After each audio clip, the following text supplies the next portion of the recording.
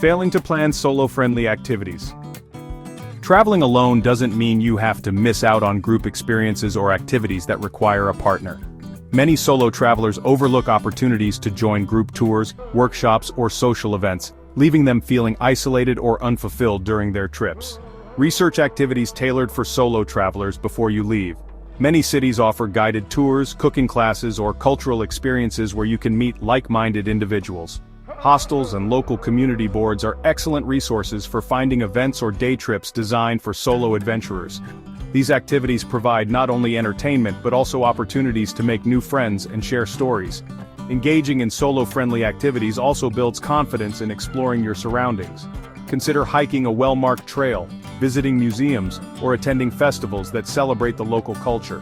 For those who enjoy social interaction, joining a food tour or pub crawl can be an exciting way to connect with others while experiencing the destination's flavors.